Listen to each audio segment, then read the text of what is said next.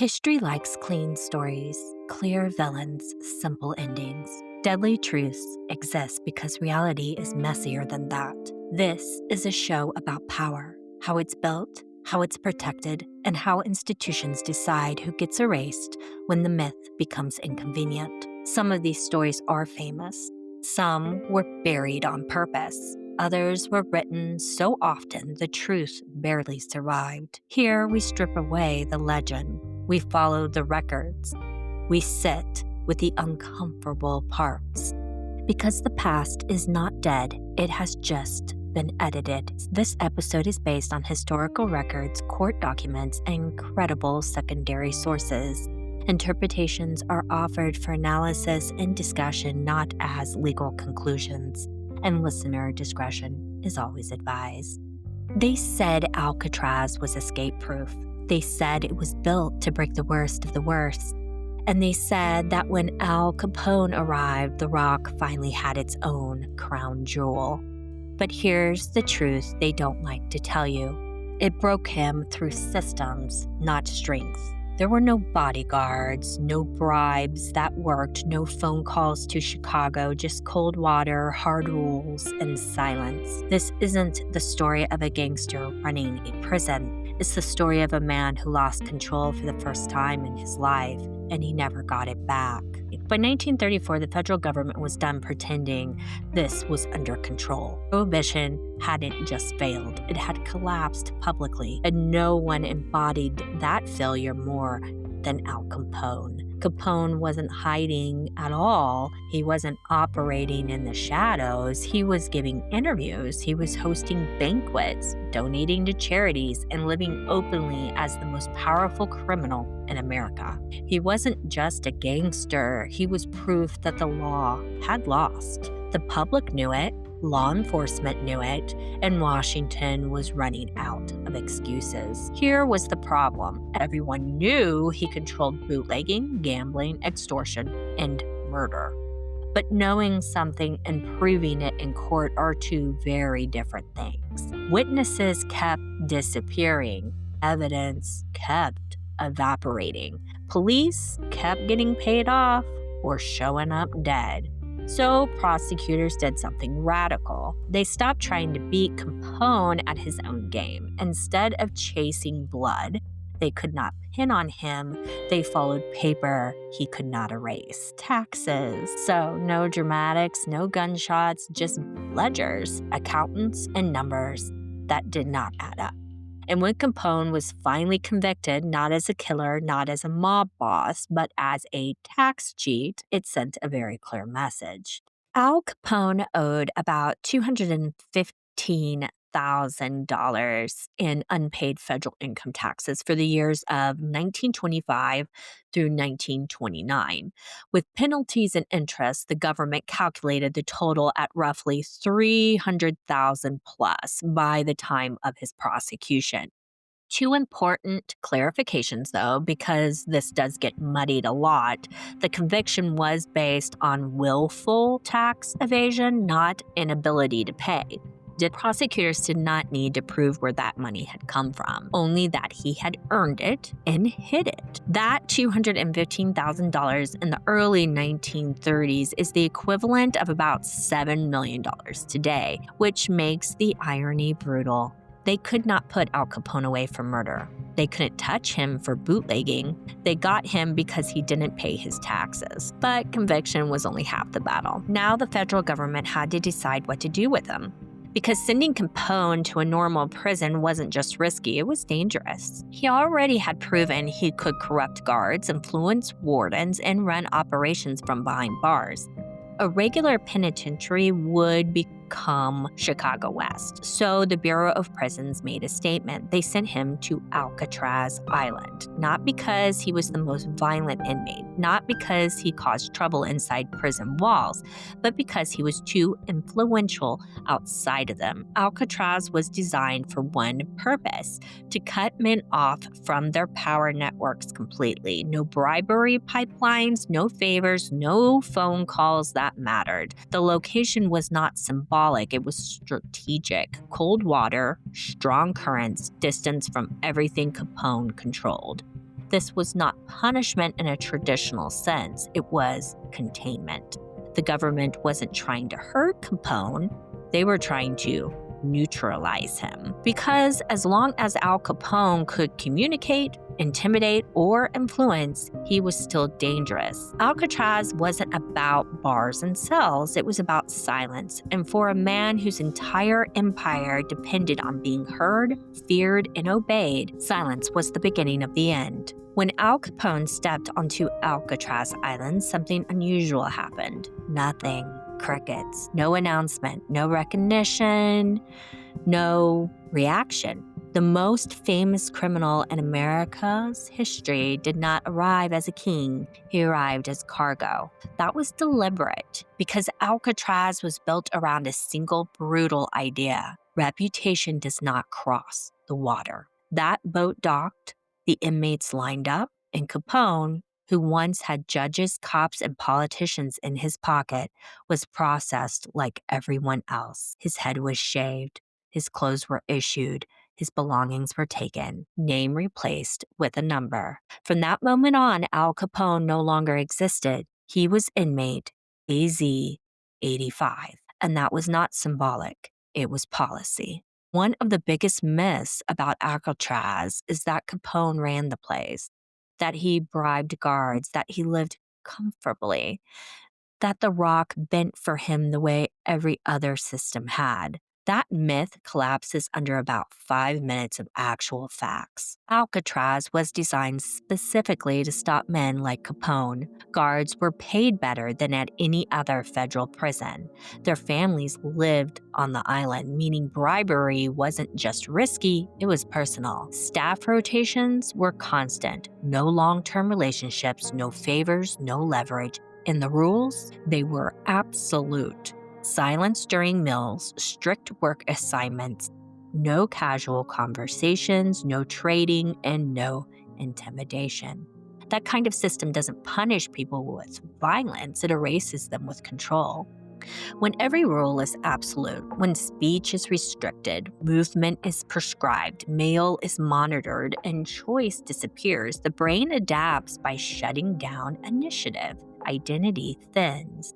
Agency collapses. Time loses shape. The mind turns inward and begins to loop. I'm not making this up. It's research and fact-based. For dominant personalities, power doesn't just vanish, it reverses, becoming vulnerability. What's left isn't defiance or rebellion, it is regression. And once the self becomes unnecessary, the breakdown is only a matter of time. Capone tried, quietly, carefully, to assert himself early on, and we'd expect nothing else from Capone, right? When Capone first arrived, he didn't challenge the system openly. He knew better than that. That would have been pointless. Instead, he did what people who've held power for a long time always do. He tested the edges, small things, little expectations, quiet social probing. In other prisons, that kind of behavior established rank almost automatically. On the Rock, it went nowhere. Guards did not respond. Other inmates didn't defer. There were no exceptions to exploit, no flexibility to lean on, and Capone understood what that meant almost immediately. This was not a place you could influence or bend. Once it became clear there was nothing to grab onto, effort stopped. Not because he changed that quickly, but because the system left him no opening at all. So those little things that he did try, they were documented, but they went nowhere. The guards didn't care and the other inmates weren't impressed. In fact, to the men already on Alcatraz, Capone was not a god. He was a fallen headline. You might be wondering who was on the Rock when Capone arrived, and I'm going to give you a quick list of the heavy hitters at that time. There was George Kelly. Kelly was one of the most famous public enemies of the early 1930s, known for kidnappings, armed robberies, and interstate crimes. Despite the nickname Machine Gun Kelly, his real threat was not violence inside prisons, it was celebrity and influence. Kelly had a history of manipulating perception, playing to the press, and feeding his own legend. The Bureau of Prisons sent him to the Rock to remove him from public attention and prevent him from becoming a rallying symbol or power broker behind bars. On the Rock, his fame, it meant nothing. And that was the point. I did an episode on Machine Gun Kelly. If you guys want to listen to that, it's in detail about his personality type and the woman that he was married to and everything that she had to do with him being behind bars. And then there is also an episode that I did on Alvin Karpis, Creepy Karpis. He was also on Alcatraz. And if you haven't heard of him, look him up because he was really the brains behind a lot of those operations. The people that you heard about, which would be people like Dillinger, a lot of the bank robbers from that time frame or bootleggers that we heard about were the ones that went down in, basically a fury of bullets. Alvin Karpis was the public enemy that actually survived that because he was really intelligent. So that's why most people don't even know he existed. So Karpis was one of the most dangerous and intelligent criminals of his era. He was a strategist, a planner, and a leader of the Barker Karpis gang. He was not impulsive. He was calculated. There were multiple kidnappings, murders, and cross-country operations that made him a long-term threat. Federal officials viewed Karpis as someone who could organize and control others, even while incarcerated. He was sent to the Rock to eliminate that possibility. Then there was Arthur Barker, who was obviously part of the Barker Karpis gang. Doc Barker was transferred to the Rock because of his violent tendencies, disciplinary problems, and refusal to submit to authority. Unlike some inmates, Barker did not adapt. His volatility made him a constant security concern. Ultimately, he died during an escape attempt, reinforcing exactly why he had been placed on the Rock in the first place. Barker represented the kind of inmate Alcatraz was built to neutralize, reckless, dangerous, and uncomfortable elsewhere. There was also James Lucas, somebody that most people have never heard of. Lucas was a hardened bank robber with a reputation for instability and aggression. He was not famous, but he was persistently violent and disruptive. Federal prisons struggled to manage inmates like Lucas because they created chaos wherever they were housed. Alcatraz removed him from the general system entirely. His presence on the Rock shows that Alcatraz wasn't just for celebrities, it was for inmates who destabilized every environment that they entered. And then there was also Roy Gardner. Gardner was part of the dying breed of frontier-style criminals, train robbers, and escape artists who refused to accept the modern federal system. His repeated escapes and defiance marked him as incorrigible. By the time he reached the Rock, his value to officials wasn't who he had been, but what he represented. Proof that the romantic outlaw era was over. The Rock wasn't a challenge to overcome, it was the end of the line. And if you're wondering about the Birdman of Alcatraz, I did an episode on him as well, but it's actually the Birdman of Leavenworth. A lot of people don't know that. Once Robert Stroud got to the Rock, he did not have birds. That's a story for another time. Go and listen to that one, The Birdman of Leavenworth, if you're curious, Robert Stroud. But by the time Capone got there, Robert Stroud was not there yet. He was still at Leavenworth with his birds. He did not get to Alcatraz until 1942. Al Capone was on the Rock in August of 1934. So that's an 8-year difference. And that does matter. Stroud wasn't sent there as part of the original public enemy containment experiment. He was transferred much later because he was violently uncontrollable. And he killed a prison guard at Leavenworth, which I discussed in that episode that I did on him, and he was considered impossible to manage anywhere else. So different purpose, different era of the prison, but he did go there as well. Even Charlie Manson did some time on the Rock. So getting back to Al Capone, on top of all of this, Capone was now vulnerable. And most prisons, status keeps you alive, but on the Rock, status made you a target. Many Alcatraz inmates were lifers or long term federal prisoners, and they weren't impressed by reputation. They weren't afraid of retaliation. That removed the psychological shield that Capone depended on, and Capone knew it. For the first time in his life, fear worked against him. He wasn't protected by power anymore, he was isolated by it. Alcatraz didn't humiliate Capone loudly, it humiliated him quietly. And for a man who had built his entire identity on being seen, feared, and obeyed, being ignored was devastating because once the myth stopped mattering, everything else began to fall apart. By the time Capone settled into life on the rock, the damage was already underway. Not to his reputation, though. Not yet. It was to his brain. This part of the story gets softened in pop history, so let's be clear and clinical about it. Capone was not just stressed out, he was not just depressed, he was medically deteriorating. Years earlier, long before prison, Capone had contracted syphilis. At the time, treatment was inconsistent, painful, and often avoided. Like many men of his era, Capone just ignored it. Gosh, was that a bad idea?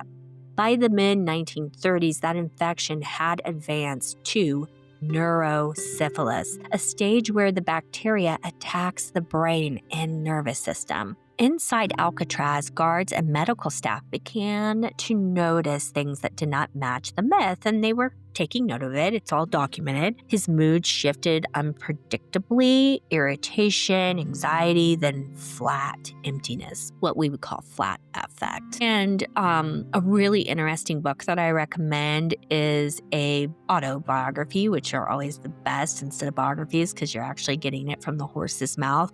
Alvin Karpis did write a book about The Rock, and he does talk about Capone, who was in the cell next to him, and what he witnessed. It's all really sad, actually. So this was not an act. It wasn't weakness. It was neurological decline. Isolation made it worse. Alcatraz didn't provide stimulation. There was no meaningful social interactions, no strategic thinking, and no control. For a man whose mind had always been very active, calculating, manipulating, anticipating, he's constantly playing chess, right? There's suddenly nothing to engage with. And when the brain is already compromised, silence becomes really dangerous. And this isn't just, me shooting the shit with you guys. It's really true. There's been studies on this. And that's why he started to deteriorate so fast. Capone began talking to himself, repeating phrases, losing track of time. Medical records from the period describe him as confused, slowed, and emotionally blunted. Syphilis progresses in stages if untreated. Capone ignored treatment for years, right? So by the time he was incarcerated, the disease had reached phase that I had referred to as neurosyphilis, meaning the bacteria had crossed into the central nervous system. By the mid to late 1930s, prison, medical staff, and later physicians recorded many symptoms. Memory impairment. He forgot instructions and conversations shortly after they occurred. Cognitive slowing. The tasks that he was asked to do, if he was asked to do them in any type of sequence, he could not. Attention became very difficult. He had mood swings, irritability, had a lot of anxiety, and again, as I mentioned, flat affect, which means basically when you look at them, it's almost like they have no facial expression at all. A lot of us, we communicate with our expressions. So imagine trying to talk to somebody who's just looking through you, basically. It can be pretty unsettling. Of course, he also had poor judgment and then disorientation. He had a really hard time keeping track of time, no pun intended, and routine or even his surroundings. And this is where that romantic gangster narrative falls apart. There was no poetic downfall, just a man unraveling under fluorescent lights and rigid routine. Even the small outlets that Alcatraz allowed, which was music, weren't escapes. They were coping mechanisms. Playing the banjo was not leisure, it was grounding. a way to keep his hands busy when his thoughts no longer cooperated. And while other inmates aged into bitterness or rage, Capone drifted into something quieter and far more unsettling. By the end of his incarcerations, estimates suggested his mental capacity resembled that of a child. Physicians estimated Capone's mental age at roughly 7 to 12 years old. He was not plotting, he was not scheming, he was struggling to follow conversations. This is the part no movie wants to show. The most feared criminal in America, sitting alone, confused, unable to understand how he had gotten there or why he could not leave. Alcatraz did not cause Capone's illness, but it stripped away every distraction that might have hidden it. No entourage to compensate, no power to mask decline, no chaos to blend into, just symptoms documented, observed, and unavoidable. I don't know about all of you, but I find this extremely sad, even though I know that this man was guilty of a lot of horrible things. It's still awful to read out loud. By the time officials decided to transfer him out of Alcatraz in 1939, it wasn't because he was dangerous. It was because he was no longer functional. And what left the rock was not a mob boss. It was a man already disappearing. While Al Capone was deteriorating behind concrete and steel, something else was happening quietly and efficiently. Chicago moved on. There was no collapse, no panic, no desperate scramble to bring him back. The operations he once controlled, liquor routes, gambling houses, protection rackets, they did not disappear. When he did, they adapted. Capone believed his empire was personal, that loyalty flowed upward because of who he was. But the rock proved the truth. The system he built was transactional, not sentimental. Without his presence, fear lost its proximity, and without proximity, it lost its usefulness. Lieutenants didn't wait for instructions that never came. They negotiated, they realigned, they protected themselves. Some men stepped forward, others stepped sideways. A few vanished completely. What did not happen was a rescue attempt. No jailbreak plot, no coordinated pressure campaign, no grand effort to restore the king. Capone's power had always relied on proximity, being seen, being heard, being known to be watching. And once that was gone, so was his relevance. New names filled the vacuum. New structures formed. Law enforcement shifted focus to fresh targets. Capone was not the problem anymore. This is the part of the story that rarely does get told. Capone didn't lose his empire in a blaze of violence. He lost it through absence.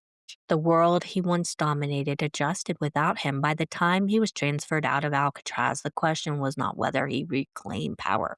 It was whether anyone would even notice he tried. The empire didn't wait. It didn't mourn. It didn't pause. It replaced him. And that, more than prison walls or iron bars, is how power truly ends. When Al Capone left federal custody, it looked on paper like a release, but let's break it down. He was sentenced on October 1931. The sentence was for 11 years in federal prison on tax evasion. He was released on November 16th, 1939. On that year, and he was 40 years old. So the time he actually served was 7.5 years. And that time was broken up a little bit.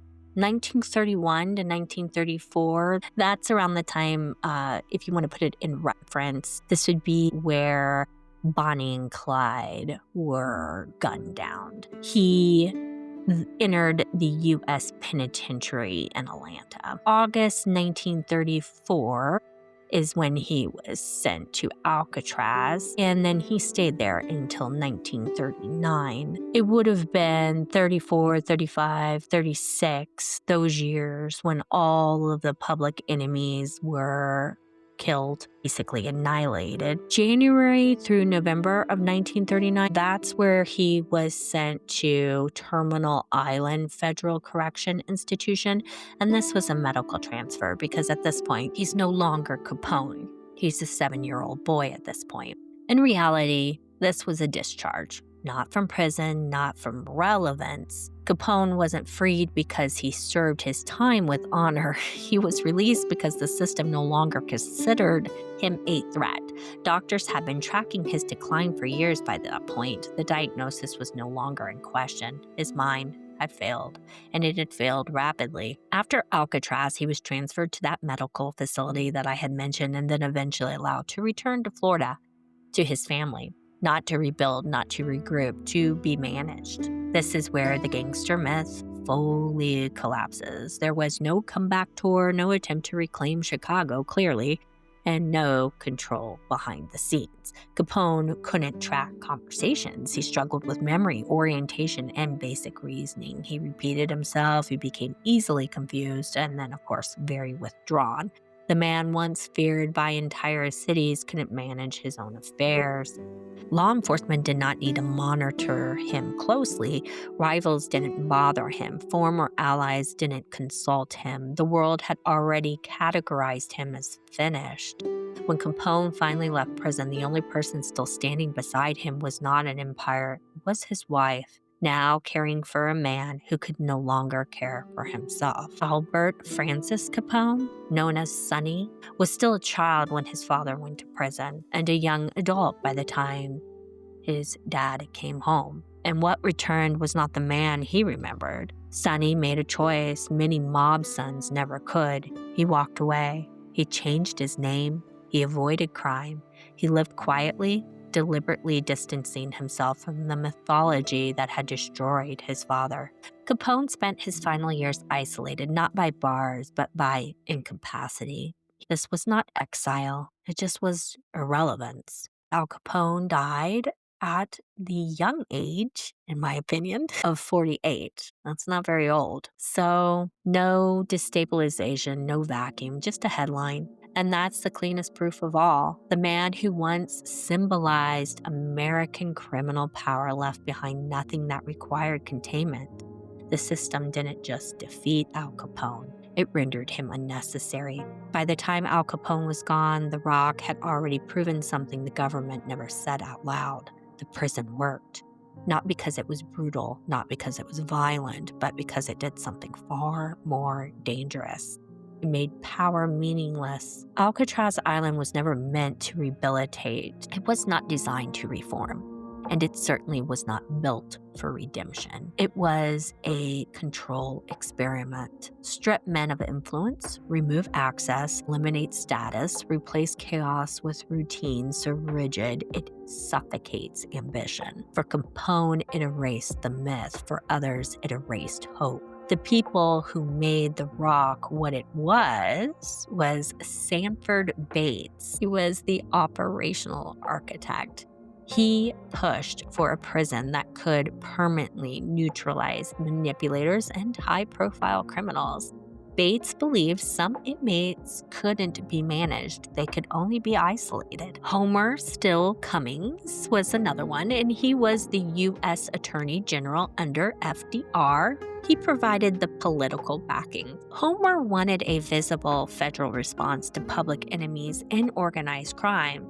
Alcatraz was a symbolic flex, federal authority, no compromise. And surprisingly, the third figure who did make Alcatraz possible was Franklin D. Roosevelt, FDR himself. Now, indirectly, of course, but still, he approved the broader crackdown on organized crime. He supported the Bureau of Prisons expansion and restructuring, and Alcatraz did fit perfectly into that New Deal era federal consolidation of power.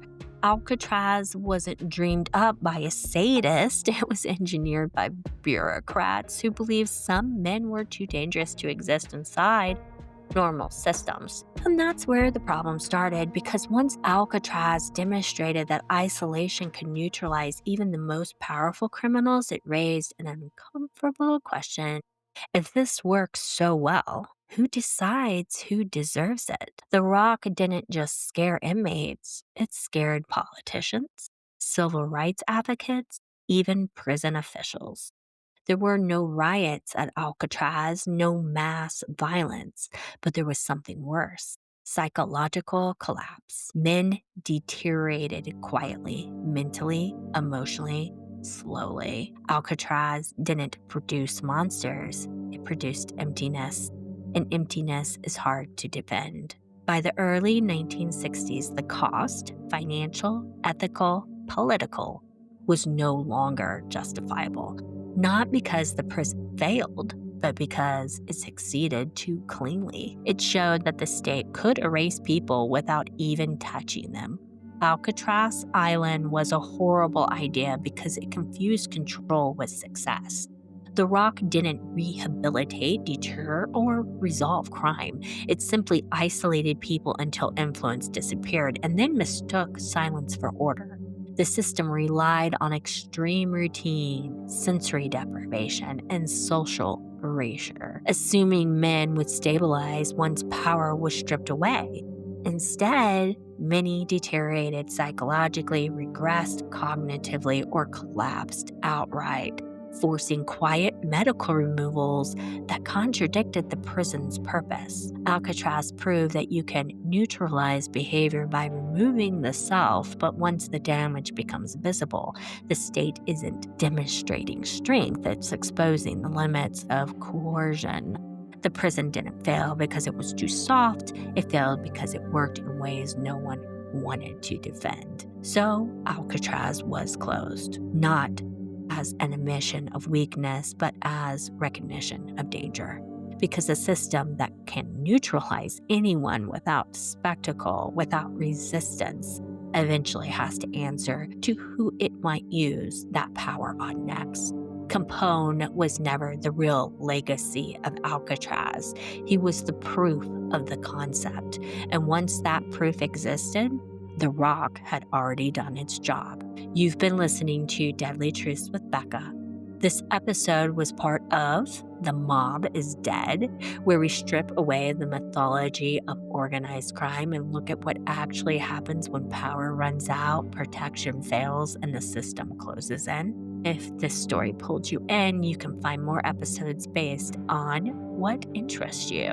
The Mob is Dead is obviously anything with organized crime, bootlegging, bank robbers, and public enemies. I've also got the Frontier is Dead playlist, and that is myth busting the American frontier, outlaw violence, and erased histories. I've got Dead City. That's a playlist where it's murders tied to specific places in the system that failed them, like Kansas City, Lexington, Kentucky, Reno, Nevada. The list goes on. Dead State is a playlist where you can find statewide patterns, conspiracies, and cases that do not stay local in just one town or city. Then there's Hollywood is Dead. That's scandals, deaths, and cover-ups behind old Hollywood's polished image. Hopefully all of those interest you, but if you find one more interesting than the other, as I said, they are organized by playlists, and you can see when you search, it'll say Mob is Dead, Deadly Truths, or it'll say Dead City, Deadly Truths, and you can find them that way. Just kind of a fun way to break them up. Hopefully you just like listening to them all though. So follow the show, rate it, and share it. That's how these stories stay visible, because the past is not dead. It's just been edited.